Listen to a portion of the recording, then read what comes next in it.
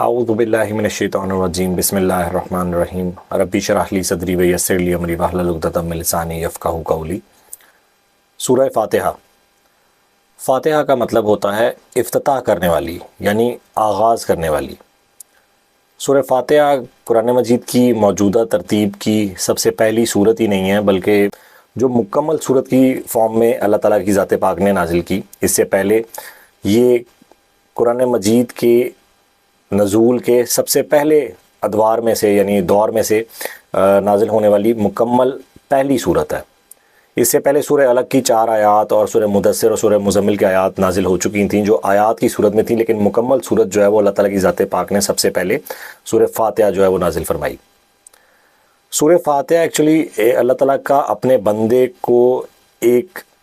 نیا انداز اور اللہ کی ذات سے مانگنے کا طریقہ سکھانے کا ایک آغاز ہے،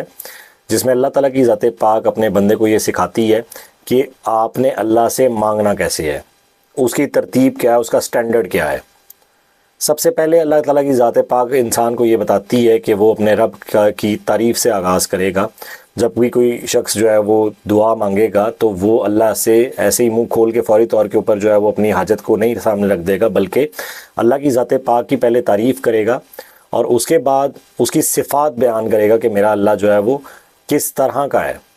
اور اس کے بعد وہ اس بات کا اعتراف کرے گا کہ میرے کل کو جس روز میں نے اللہ کے سامنے حاضر ہونا ہے، اس دن کا مالک وہ وہی ذات پاک ہے۔ اور اس کے بعد جو ہے وہ اپنی ڈیمانڈز اللہ کے سامنے رکھے گا، اور اس کے بعد جو ہے وہ اللہ سے یہ کہے گا کہ جو ہے وہ کس طرح سے کن کن چیزوں سے اس کی پناہ میں آنا چاہتا ہے۔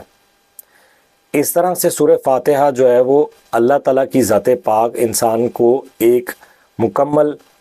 دعا کا طریقہ بھی سکھا رہے ہیں، اور دوسرے اینگل سے اللہ تعالیٰ کی ذات پاک اس دعا کا جواب بھی جو ہے وہ عطا فرما رہے ہیں، یعنی بندے کی جانب سے سورہ فاتحہ اللہ سے ایک التجا ہے، جس کی جواب میں اللہ تعالیٰ کی ذات پاک اس کو پورا قرآن سامنے رکھ دیتا ہے کہ تم نے مجھ سے ہدایت کی دعا مانگی تھی، یہ تمہارے سامنے قرآن موجود ہے، جس کے حوالے سے سورہ بقرہ کی پہلی چند آیات میں اللہ تعالیٰ اس کو بیان بھی کر دیتے ہیں کہ میرے بندے نے سورہ فاتحہ میں دعا مانگتے ہوئے مجھ سے ہدایت مانگی ہے، تو ھدی للمتقین، میں ہدایت دوں گا ان تمام متقین کو۔ تو یہ ایک دعا ہے، التجا ہے اللہ کی بندے کی اپنے رب سے، اور جس کے جواب میں اللہ تعالیٰ کی ذات پاک اپنے بندے کو پورا قرآن عطا فرما دیتی ہے۔ تو یہ اس کا دور نزول جو ہے وہ مکی دور کے نبوت کے پہلے چند سال میں جو ہے وہ نازل ہونے والی مکمل صورت ہے۔